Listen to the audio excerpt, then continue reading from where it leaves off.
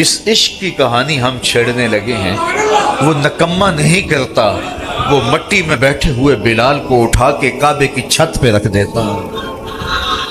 وہ بلال جو اپنے آقا کا جوتا دھوپ سے اٹھا کے چھاؤں میں رکھے تو آقا اس پہ بھی کوڑے مارے کہ تو نے مجھے پوچھا کیوں نہیں۔ تو بلال کہے کہ جناب جوتا دھوپ میں خراب ہو رہا تھا تو میں نے چھاؤں میں رکھ دیا تاکہ خراب ہونے سے بچ جائے۔ آقا یہ بات ماننے کے لیے تیار نہ ہو اور کوڑے مارے۔ کوئی گزرتا ہوا آدمی پوچھے جناب اس کو کوڑے کیوں مار رہے ہو، تو وہ کہے کہ یہ اپنی اوقات بھول رہا ہے، یہ خوئے غلامی اس کی بدل رہی ہے، میں اس کو سکھا رہا ہوں کہ تو ذات کا غلام ہے۔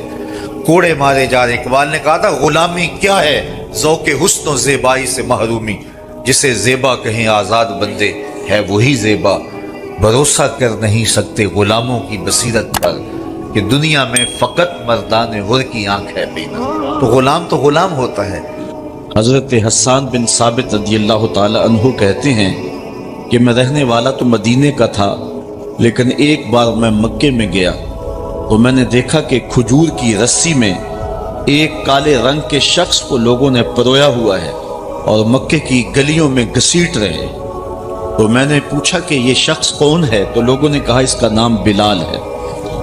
تو میں نے کہا کس جرم کی سزا اسے دے رہے ہو؟ انہوں نے کہا کہ یہ ایک نئے دین میں داخل ہوا ہے اور ہم اس کو منحرف کرنا چاہتے ہیں۔ کہتے میں نے دیکھا کہ وہ جوں گھسیٹتے اس کی زبان پر عہد عہد کی صدا تیز ہوتی چلی جا رہی تھی۔ زخم پہ زخم کھا کے جی، خون جگر کے گھونٹ پی، آہ نہ کر لبوں کو سی، یہ عشق ہے دل لگی نہیں۔ یہ چند لمحوں کے لیے دل بہلانے کی کہانی نہیں ہے کہ جس محبت میں سختی آئی تو راستہ بدل لیا۔ یہ ان راستوں کا ان لوگوں نے اہتمام کیا تھا اور ان راستوں کے مسافر بنے تھے کہ راستے میں پہاڑ بھی ہوں تو یہ چیر کے آگے گزر جائیں۔ بلال حبشی کو ان کا ظالم آقا مارتا ہے، کبھی ان کے ہاتھوں میں میخیں ٹھونکتا ہے، کبھی زبان پہ تپتے ہوئے کوئلے رکھتا ہے، کبھی رسی پاؤں میں ڈال کر کے اوباش لڑکوں کے ہاتھوں میں دیتا ہے کہ اس کو گھسیٹے، کبھی کچھ، لیکن بلال ہیں کہ آگے سے مسکرا رہے ہیں، عہد عہد کا نغمہ پکار رہے ہیں۔ کسی نے رک کے کہا بلال یہ عجیب تماشا ہے، وہ تمہیں مار رہے ہیں اور تم آگے سے عہد عہد پکار رہے ہو۔ تو حضرت بلال بولے تم جاؤ نا بازار میں مٹی کا پیالہ خریدنے کے لیے تو اس کو بھی ٹھونک ٹھونک کے دیکھتے ہو، اس کی آواز تو ٹھیک ہے، کہیں کچا تو نہیں ہے۔ کہا تم تو مٹی کا پیالہ بھی خریدو تو ٹھونک بجا کے دیکھو، یہ کہیں کچا تو نہیں ہے، اس کی آواز تو ٹھیک ہے۔ کہا میرا مالک بلال کو خرید رہا ہے، دیکھ رہا ہے بلال کچا تو نہیں ہے، اس کی آواز تو ٹھیک ہے۔ میں کہتا ہوں مالک خرید لے بلال کو، کھال ادھر بھی جائے گی، حق کی صدا ختم نہیں ہوگی۔ محبت کی یہ البیلی اور انوکھی داستانیں اہل ایمان رقم کی ہیں۔ اگر اس عنوان سے بات کی جائے تو یہ تاریخ کا ایک ایسا باب ہے۔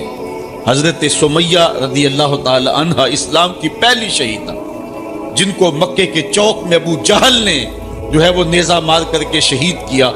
راہ خدا میں بہنے والا یہ خون تاریخ اسلام نے محفوظ کر لیا، ایک عورت کا خون تھا۔ اور پھر حضرت عمار ابن یاسر کے والد حضرت یاسر کو بھی شہید کیا گیا، دونوں ماں باپ شہید ہو گئے اور بیٹا پھر بھی ڈٹا ہوا ہے۔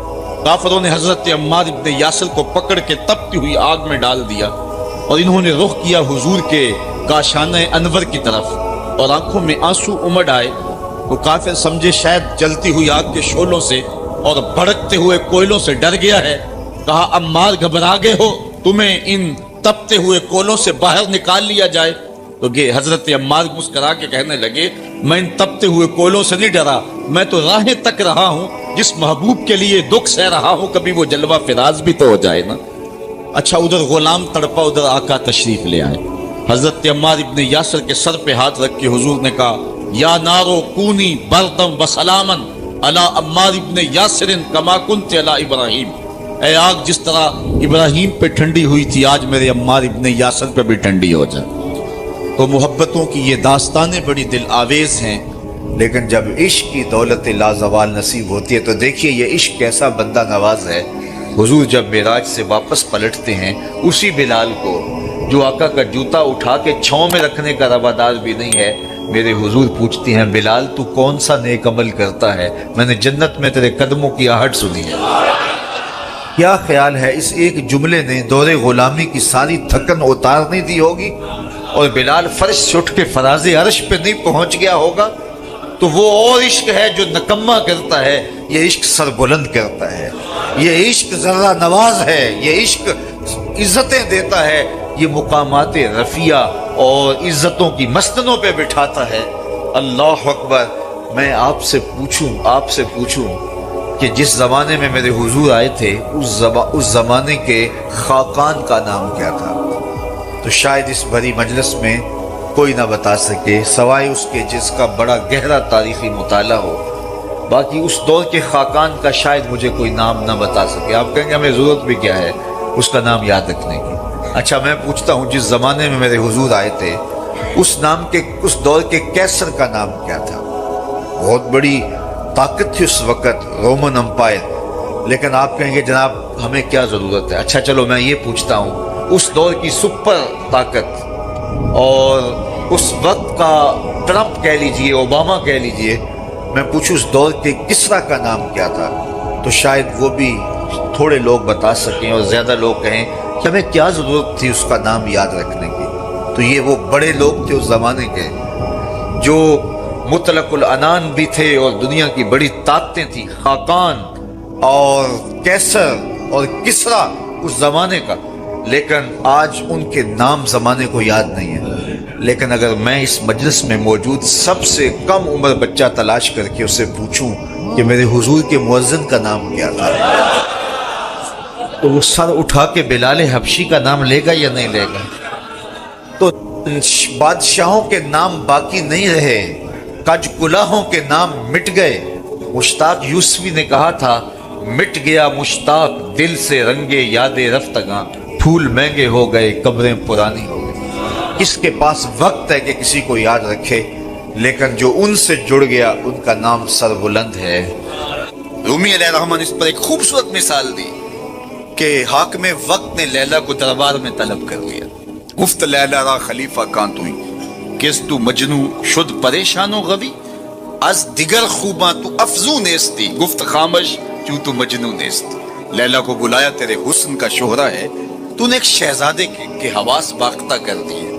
نام تو کیس تھا نا، لیکن دنیا نام ہی نہیں جانتے، نام بھی مٹ گیا۔ تیری محفل میں آ کے بدنام ہوئے، نگاہ زمانہ میں بے نام ہوئے۔ تو نے وعدہ کیا تھا بچھڑیں گے نہ ہم، تیرے ہی ہاتھوں سے نیلام ہوئے۔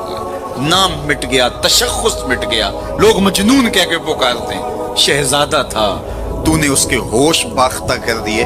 کون سا جادو ہے تیرے حسن میں؟ آج دیگر خوباں تو افزون نیستی، باقی عورتوں سے تو کوئی انوکھی توڑی ہے، تیرے سے زیادہ تو میری لونڈیاں ہنسی ہیں۔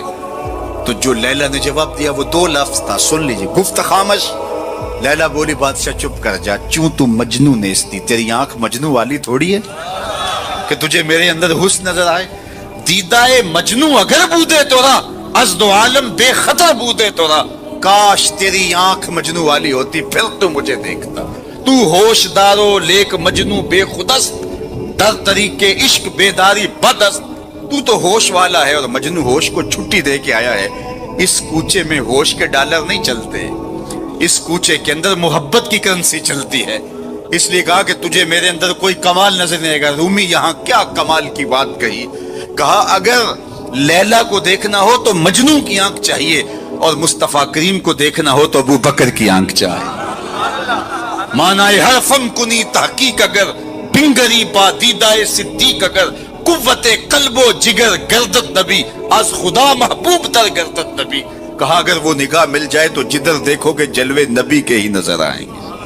اللہ اکبر۔ تو بندہ جس سے محبت کرتا ہے اس کے عیب نہ دیکھ سکتا ہے، اس کے عیب نہ سن سکتا ہے، لیکن جن سے ہم پیار کرتے ہیں ان میں تو عیب ہے ہی نہیں۔ خلقت مبرم من کل عیب، وہ کمال حسن حضور ہے کہ گمان نقص جہاں نہیں۔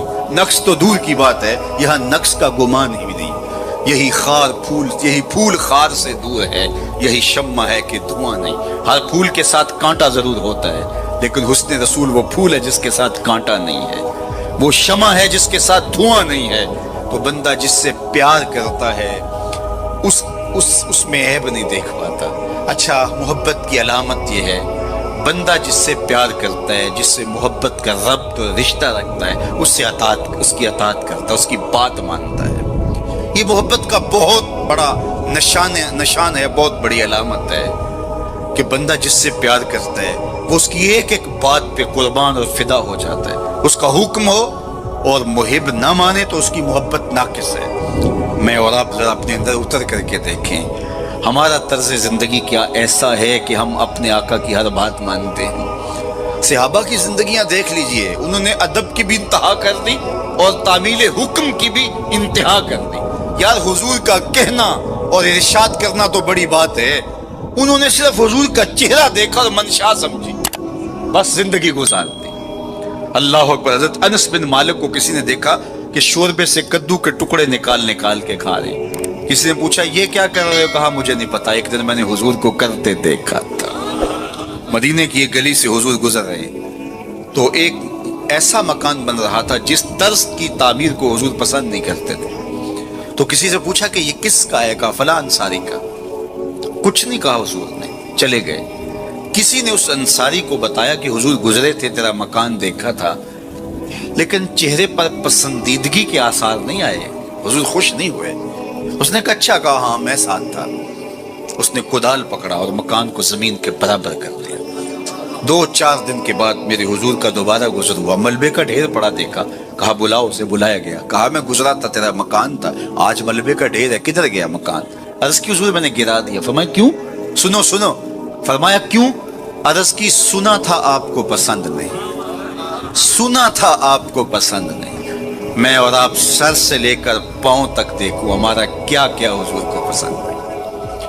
اپنے طرز زندگی کو دیکھوں، اپنے کاروبار کو دیکھوں، اپنی معاشرت کو دیکھوں، اپنے عقیقے سے لے کے ولیمے تک طرز حیات کو دیکھوں، اپنی شادی بیاہ سے لے کے اپنے امور سیاست تک دیکھوں، ہمارا کیا کیا حضور کو پسند ہے۔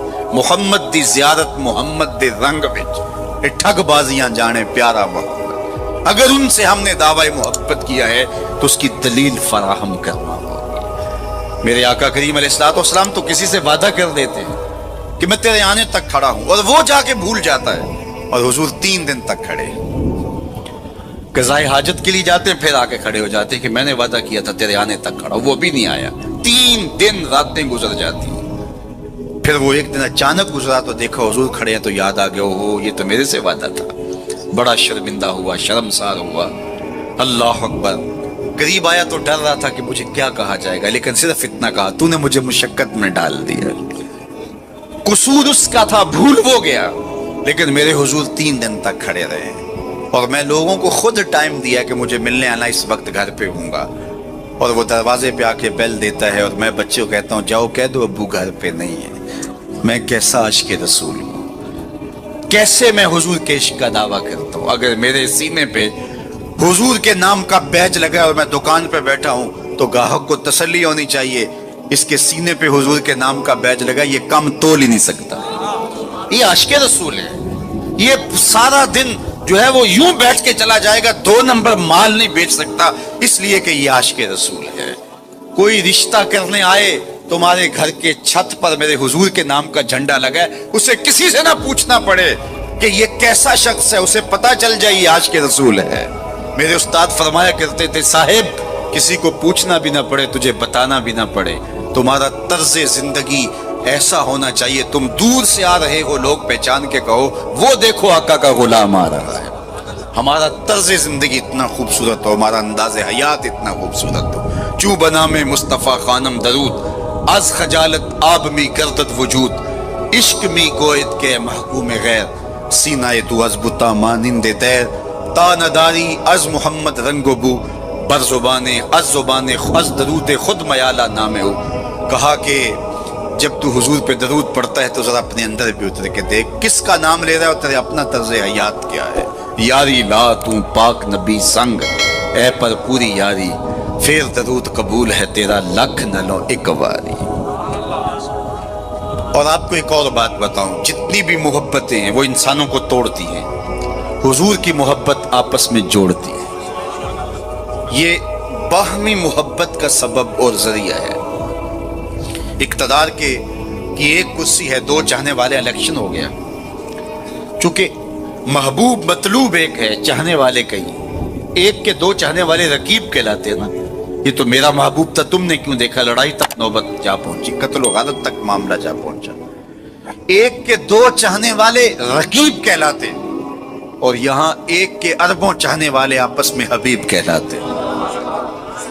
چوں گلے صد برگ مارا بو یکیس، اقبال بولا چوں گلے صد برگ مارا بو یکیس، او کے جانے ای نظاموں او یکیس، مستے چشمے ساکیے بتہاس تیم، در جہاں مثل مو می ناس تیم. ہزاروں قومیں وجود میں آئیں، دہر میں خشک و تر کے رشتے سے، ہم نے بنیاد دوستی رکھی یاد خیر البشر کے رشتے سے. تو اس لیے آئیے ہم حضور کے نام پہ جڑے. یہ امت 73-72 فرقوں میں کیوں بٹ گئی؟ یہ میرے رسول کا دیا ہوا دین تو نہیں تھا. ہم ایک دوسرے کے گریبان نوچنے لگے، پھر ہر فرقے کے اندر لابیاں، اور پھر ہر لابی کے اندر کئی جماعتیں اور گروہ بندیاں. حضور نے تو ہمیں وحدت کا درس دیا تھا، حضور نے ہمیں محبت کا سبق پڑھایا تھا. میں آج بھی پوری دنیا پہ یہ کہتا ہوں، آؤ محبت رسول پہ آ جاؤ. محبت رسول پہ آ جاؤ گے تو فرقے خود بخود دم توڑتے چلے جائیں. یہ ہماری محبت ناقص ہے کہ ہم آپس میں الجھ رہے ہیں. اگر محبت کامل ہو تو پھر ایک ایسی برادری بنتی ہے جس میں صہیب روم سے آتے ہیں، سلمان فارس سے آتے ہیں، بلال حبشے سے آتے ہیں، صدیق اکبر مکے سے ہیں، سعد مدینے سے ہیں، لیکن آپس میں اخوت پیدا ہوتی ہے. یہ بھائی چارے کی بنیاد اور ضمانت ہے. تو چوں گلے صد برگ مارا بو یکیس، او کے جانے ای نظاموں او یکیس. میرے استاد ایک شعر جھوم کے پڑھا کرتے تھے، اور آج میں وہ آپ کی نظر کر رہا ہوں، آپ کے ذوق کی تسکین کے لیے، کہ محمد کی وساطت سے محبت تیری میری ہے. میں آپ کے شہر میں پہلی مرتبہ آیا ہوں. دارالسلام کا نام سنا تھا. یہاں ایک سنی کانفرنس کسی زمانے میں ہوئی تھی. سروں کا ہجوم تھا، محبتوں کی کیفیات تھی. مجھے شوق تھا کہ میں بھی اس بستی کے مکینوں کو دیکھ آؤں، لیکن آپ کی آنکھوں میں چمکتا ہوا پیار، پیشانیوں پہ لکھی ہوئی محبت. میرا تو آپ کا پہلا تعارف ہے، میری آپ کی برادری الگ ہے، میرا آپ کا کوئی کاروباری سانج نہیں ہے، لیکن آپ کے دل میں میرے لیے محبت اور میرے دل میں آپ کے لیے دعائیں. یہ رشتہ قائم کیسے ہوا؟ تو میرے استاد جھوم کے پڑھا کرتے تھے، محمد کی وساطت سے محبت تیری میری ہے، محبت اصل ہے ان کی، نہ تیری ہے نہ میری. تو یہ وہ بنیاد ہے محبت کی. اور ایک بات اور کروں کہ جتنی بھی محبتیں ہیں، وہ غالب نے کہا تھا نا، عشق نے غالب نکما کر دیا، ورنہ ہم بھی آدمی تھے کام کے. ایک وہ عشق بھی ہے جو اچھے بھلے انسان کا بیڑا غرق کر کے رکھ دیتا ہے، اور وہ منہ چھپاتا پھرتا ہے. وہ عشق نکما کر دیتا ہے، صلاحیتوں کو جو ہے وہ زائل کر دیتا ہے. ایک وہ عشق ہے، اور یہ وہ عشق ہے جو بلال کو پستیوں سے اٹھا کے کعبے کی چھت پہ کھڑا کر دیتا ہے. یہ بندہ نواز عشق ہے. اور یہ بھی سنیے کہ جتنے بھی عشق ہیں ان کا انجام رسوائی ہوتا ہے. میں سویر سے لے کر شام تک سڑکوں پہ سفر پہ ہوں. کل شیخو پورے تھا، پھر آج دھوبی گھاٹ، تو اب آپ کے پاس. کل اگلی منزل، وہ کبھی کیا کسی نے کہا، کبھی عرش پر، کبھی فرش پر، کبھی ان کے در، کبھی در بدر. غم عاشقی تیرا شکریہ، میں کہاں کہاں سے گزر گیا. میں ایک دن سیالکوٹ سے واپس آ رہا تھا، تو راستے میں ایک جھونپڑا بنایا تھا کسی ملنگ نے، تو اس کے اوپر لکھا تھا سڑکوں والی سرکار. تو میں نے اپنے ساتھی سے کہا کہ یہ تو کنارے والی سرکار ہے، سڑکوں والی سرکار تو ہم ہیں کہ سویر سے لے کر شام تک سڑکوں پہ ہی رہتے ہیں. تو جو بندہ سڑکوں پہ رہے تو اس کے تجربات بھی فضول تر ہوتے ہیں. تو آپ نے گاڑیوں کے پیچھے لکھے جملے لکھے پڑے ہوں گے، میں تو روز ان مراحل سے گزرتا ہوں. کبھی کسی ٹرک کے پیچھے کچھ لکھا ہے، وہ لکھنے والے کے، اس ڈرائیور کے نفسیات کا خلاصہ ہوتا ہے. تو کئی جملے تڑپا دیتے ہیں، کئی رلا دیتے ہیں. کوئی ایسے جملے ہوتے ہیں کہ پھر ہنسی نہیں تھمتی، اور کچھ ایسے جملے بھی ہوتے ہیں کہ جو ہے وہ لفظ سل جاتے ہیں.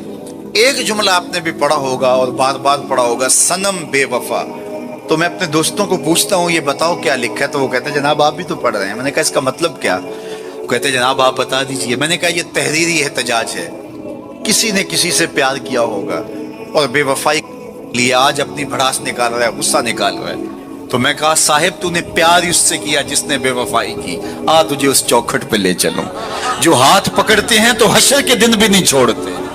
تو محبت کا ربط ان سے قائم کیجئے، محبت کا رشتہ ان سے قائم کیجئے جو تمہارے لیے عزت کا باعث ہے۔ تم محبوب کا نام نہیں چھپاتے رہو گے، بلکہ تمہارے لیے قرار جہاں ہے، تمہارے لیے تسکین جہاں ہے، ان کا نام اور ان کا ذکر تمہارے لیے راحتوں کا سما، تو ان کا ذکر راحتوں کا سما اور تسکین اور قرار کا ذریعہ بن جائے گا۔ تو یہ وہ نام ہے جو عزت نواز۔ میں تو یہ کہتا ہوں کہ یہ محبت ہمارے لیے عزت کا سبب ہے۔ اعلیٰ حضرت نے کیا خوب کہا، جس کا حسن اللہ کو بھی بھا گیا، جس کا حسن اللہ کو بھی بھا گیا، ایسے پیارے سے محبت کیجئے۔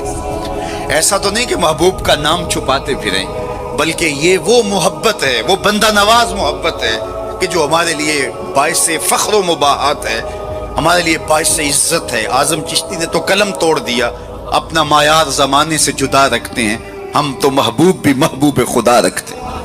وہ گلیوں میں آوارہ پھرنے والا کوئی شخص محبوب تھوڑا ہے کہ شرمندگی ہو؟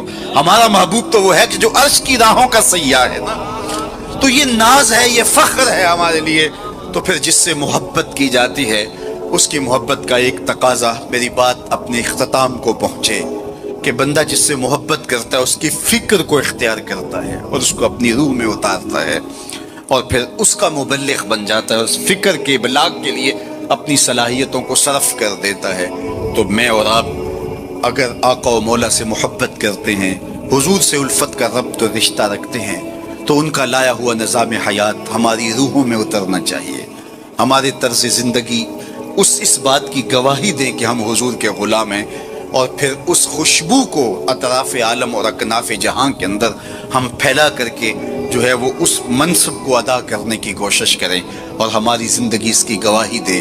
صحابہ نے اپنی زندگیاں اس مقصد کی خاطر لگائیں اور شب و روز ایک کر کے رکھ دیا۔ آج اصحاب رسول کی قبریں پوری دنیا کے اوپر ہمیں ملتی ہیں۔ یار مدینہ المنورہ کو دیکھنے کے لیے لوگ تڑپتے ہیں، تو یہ شہر مدینہ چھوڑ کے چلے کیوں گئے؟ اور اس ٹھنڈی چھاؤں کو چھوڑ کے کوئی کہاں جا کے دفن ہوا، کسی نے کہاں چاند وار دی؟ تو اصل بات یہ ہے کہ محبوب کا مشن عزیز ہوتا ہے، محبوب کی فکر عزیز ہوتی ہے۔ وہ کسی نے کہا تھا نا، میں مر کے بھی زندہ ہوں اہل وفا کی محفل میں، میری محفل میں آ میرا مزار نہ پوچھ۔ تو جب ان کے ہوئے ہو تو پھر اپنی زندگی، اور وہ لوگ جنہوں نے حضور کا نام لیا، اس تابی کی کہانی کوئی نہیں بھول سکتا جس کا ذکر اقبال نے کیا، کہ وہ گھوڑے کی ننگی پیٹھ پہ بیٹھ کے اللہ کے دین کا پیغام لے کے آگے بڑھا، اور چلتے چلتے دلدل آ گئی تو اس نے گھوڑے کی باگیں کھینچ لی اور کہا، مالک میرے جذبے تو جواں تھے، تیری زمین ہی ختم ہو گئی۔ اس پہ اقبال نے کہا تھا، دی اذانیں کبھی یورپ کے کلیساؤں میں، کبھی افریقہ کے تپتے ہوئے صحراؤں میں، دشت و دشت دریا بھی نہ چھوڑے ہم نے، بحر ظلمات میں دوڑا دیے گھوڑے ہم نے۔ تو آج میں اور آپ ان جذبوں سے سرشار ہوں گے، لیکن وہی بات جو میں عرض کر چکا، اس کا آغاز ہماری اپنی ذات سے ہوگا۔ ہمارا عمل گواہی دے گا، ہمارا رویہ گواہی دے گا، ہمارا طرز زندگی گواہی دے گا۔ ہم دوسروں کو مسلمان کرنے کے لیے بے چین ہیں، ذرا 2 لمحوں کے لیے اپنے اندر بھی اتر کے دیکھو، یہ پاپی بھی سیدھا ہوا ہے کہ نہیں ہوا، اس من کے اندر بھی روشنی ہوئی ہے کہ نہیں ہوئی۔ میں تو میلاد کے موسم میں گلی گلی کہتا رہا، تمہیں مبارک کو تم نے جھنڈیاں لگائیں، مجھے اچھا لگا تم نے گھروں کی چھتوں پہ چراغاں کیا، لیکن کوئی جھاڑو لے کے دل نگر میں بھی آنا، کہیں دل کی گلیاں اندھیر نگر نہ رہ جائیں، کوئی دیا، کوئی محبت کا چراغ دل میں بھی روشن کرنا۔ اگر دل کی دنیا آباد ہو گئی تو پوری کائنات روشن ہو گئی۔ میرے حضور نے فرمایا، انسان کے جسم میں گوشت کا ایک ٹکڑا ہے، اگر وہ صحیح ہو جائے تو پورا جسم صحیح ہو جاتا ہے، اگر وہ خراب ہو جائے تو پورا جسم خراب ہو جاتا ہے۔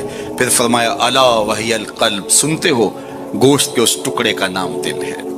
حضرت نبی رحمت کی مجلس لگی تھی، ہجوم عاشقاں تھا، ایک دن حضور نے فرمایا، جنتی دیکھنے کا شوق ہو تو دروازے پہ دیکھو۔ کہتے ہم نے دیکھا ایک بوڑھا شخص ہاتھ میں جوتا پکڑا ہے بائیں ہاتھ میں، اور تازہ آثار وضو اس کی داڑھی پر نمایاں ہیں، تو وہ مسجد میں داخل ہوا۔ خیر اگلا دن ہوا تو پھر کہا، اگر کسی کو جنتی دیکھنے کا شوق ہے تو دروازے پہ دیکھو۔ ہم نے کہا دیکھیے آج کون خوش نصیب آتا ہے، تو وہی بزرگ دوبارہ آئے، بائیں ہاتھ میں جوتا پکڑا ہے اور آثار وضو چہرے پہ حویدہ ہے۔ تیسرا دن آیا تو پھر کہا، جنتی دیکھنے کا شوق ہے تو دروازے پہ نظریں رکھو۔ ہم نے دیکھا تو وہی بزرگ اسی حالت میں آئے۔ مجلس ختم ہوئی تو میں ان بزرگوں کے پیچھے چل پڑا۔ حضرت عبداللہ بن عمر کہتے ہیں کہ میں جب پیچھے چلا تو انہوں نے کہا، کیسے میرے پیچھے آ رہے ہو؟ میں نے کہا ابا جی سے کوئی شکر رنجی سی ہو گئی ہے, لڑائی سی ہو گئی ہے, تو میں 3 دن آپ کے پاس گزارنا چاہتا ہوں, تو مجھے آپ رکھ لیں گے؟ انہوں نے کہا کوئی بات نہیں, آ جاؤ. کہتے ہیں میری آرزو تھی کہ میں دیکھوں کہ یہ عمل کون سے کرتا ہے. حضور نے فرمایا جنتی دیکھنا ہے تو دروازے پہ دیکھو, اور 3 دن یہی آتا رہا. کہا, اس نے کہا کوئی بات نہیں, آ جاؤ. میں ساتھ چلا گیا.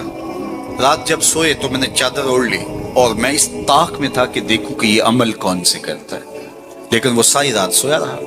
اتنا تھا جب کروٹ بدلتا تھا تو رب کے نام لیتا تھا.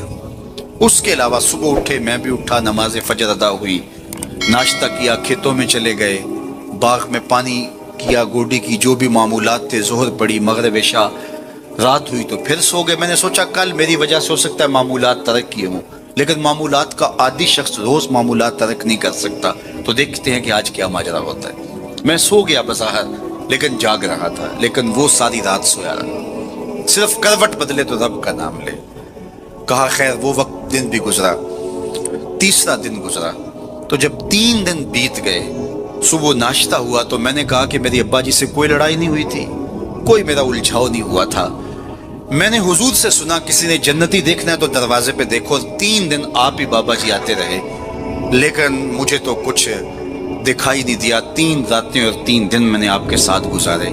تو وہ بزرگ فرمانے لگے کہ اے ابن عمر, ایسی کوئی بات نہیں ہے کہ میں نے تمہاری وجہ سے کوئی عمل چھپایا ہو. میرے وہی معمولات ہیں جو تم نے 3 دن میں دیکھے. کوئی الگ سا عمل ایسا نہیں تھا جو تم سے میں چھپا لیا ہوں. لیکن ایک میرا عمل تم نہ دیکھ پائے, اور وہ اگر تم اور بھی دن میرے ساتھ گزارتے تو نہ دیکھ پاتے.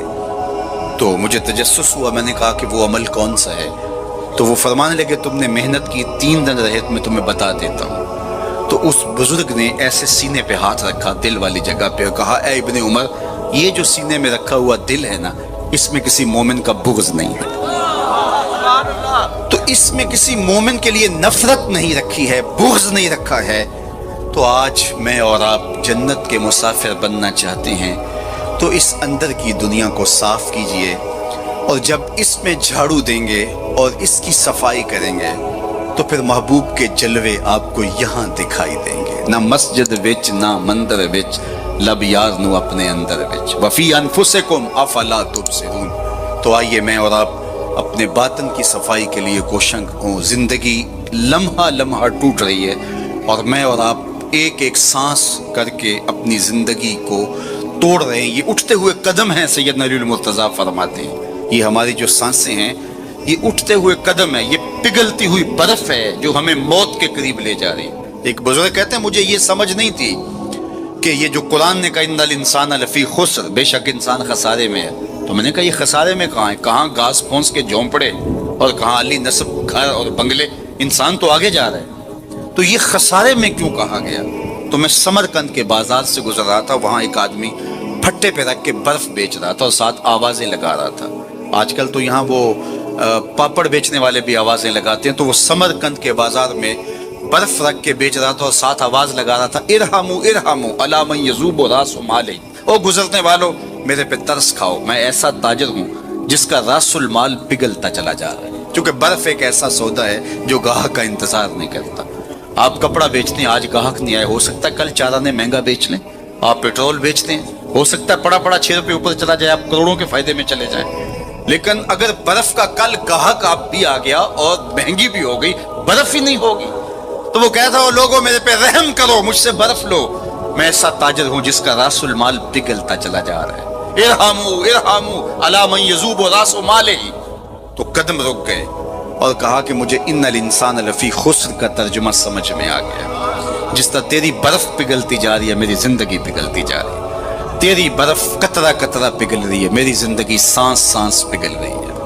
اگر تو اب بیچ لیتا ہے, اس کے بدلے درہم لے لیتا ہے, دینار لے لیتا ہے, پارچہ جات لے لیتا ہے, کوئی جنس لے لیتا ہے, تجھے 4 آنے بچ جائیں گے. اور میں بھی ان سانسوں کے بدلے درود پڑھ لیتا ہوں, ان سانسوں کے بدلے نماز پڑھ لیتا ہوں, سانسوں کے بدلے قیام کرتا ہوں, رکوع کرتا ہوں, سجود کرتا ہوں, کسی دکھی کے کام آ جاتا ہوں, کسی پریشان حال کی پریشانی دور کر دیتا ہوں. تو یہ میری سانسیں کام آ گئی.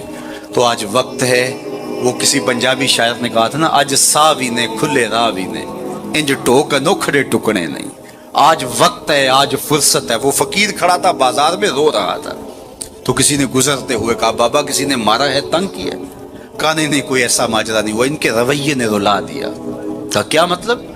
कहा इनको दुनिया में खोए हुए देखा, दिल में तरस जागा, तो मेरा ख्याल हुआ इन बंदों की और रब की सुलह ही ना करवा दूं। तो कहा फिर क्या हुआ? कहा मैंने उससे बात की, आवाज आई, ले आ मेरी चौखट पे, एक आंसू से सारे गुनाह माफ कर। मैं बड़ा खुश हुआ, मैं इनसे बात की, ये उल्टा मेरा मजाक उड़ाने लगे, जा बाबा अपना काम कर, तुम्हें क्या पता होता है दुनिया और दुनियादारी क्या होती है। तो वो तो मान रहे, ये नहीं मान रहे, तो मुझे इस पे रोना आ गया। खैर वक्त गुजर गया, अगले दिन वही शख्स कब्रिस्तान के करीब से गुजरा, देखा वो फकीर वहां खड़ा भी रो रहा था। कहा बाबा बाजारों में भी रोता है, कब्रिस्तानों में भी रोता है, आज क्या माजरा है? कहा कहानी कल वाली है। कहा क्या मतलब? कहा उनसे मायूस हो गया तो आज इधर निकल आया, और मेरा ख्याल हुआ आज इनकी और रब की सुलह करवाऊं। तो तजस्सुस से पूछा आज क्या बना? कहा आज ये मान गए वो नहीं मानते, कल वो मानता था ये नहीं मान रहे थे, और आज ये मानते हैं वो नहीं मानता। वक्त पर काफी है कतरा भी आबे खुश हंगाम का, जल गया जब खेत बस अमी तो फिर किस काम का। आइए मैं और आप अपने रब से अपने ताल्लुक को जोड़ लें, अपनी जिंदगी को कभी भी नमाज से महरूम न रहने देना। सोने से कबल 5 उंगलियां भी गिन लेना और 5 नमाजें भी गिन लेना। उस शख्स से बड़ा बदबख्त कोई नहीं है जो रब के हुजूर सजदा रेज़ नहीं होता है। ये बदनसीबी है किसी शख्स की कि उसकी पेशानी को सजदे का नूर नसीब ना हो। बाज लोग कहते हैं मैं नहीं करता सजदा, मैं कहता हूं तू कौन है बदबख्त, तुझे रब अपनी चौखट पे बुलाता ही नहीं। इतना बदनसीब हो गया है कि तुझे धुतकार दिया गया, हैया अलस सलाह हैया अलल फलाह, 5 वक्त सदाए दिल नवाज सुनता है, लेकिन तेरे कदम नहीं उठते, तुझे तौफीक नसीब नहीं होती। उससे माफ़ी मांग और अपनी ज़िंदगी को सजदों से आबाद कर। मखलूक खुदा के साथ शफकत, ये अल्लाह उसके रसूल की कुर्बत का ज़रिया है। मेरे वालिद गिरामी फरमाया करते थे, अगर तुम चाहो कि हुजूर तुमसे प्यार करें तो हुजूर की उम्मत से प्यार किया करो। आप किसी के बच्चे की गाल सहलाएं, उसको प्यार करें, तो उसके बाप के दिल में आपके लिए प्यार पैदा हो जाता है। तो हुजूर की उम्मत से प्यार करेंगे तो हुजूर तुमसे प्यार करेंगे। अल्लाह आपको सलामत रखे, दुनिया आखिरत की बरकतें आपकी रूहों में डाल दें। इकबाल के सारे कलाम का रस निचोड़ें तो खुलासा ये निकलता, मोहम्मद से वफा तूने तो हम तेरे हैं, ये जहां चीज़ है क्या लौहो कलम तेरे हैं। इकबाल कहते हैं हुजूर से वफा करो, कलम भी तुम्हें दे देंगे, तख्ती भी तुम्हें दे देंगे, फिर जो लिखना हुआ खुद ही लिख लेना, फिर तुम्हारी तकदीर के फैसले कहीं और नहीं होंगे। खुदा बंदे से खुद पूछेगा बता तेरी रज़ा, लेकिन शर्त है कि तुम उनके हो जाओ। व आखिर दावाना अनिल हम्दुलिल्लाहि रब्बिल आलमीन।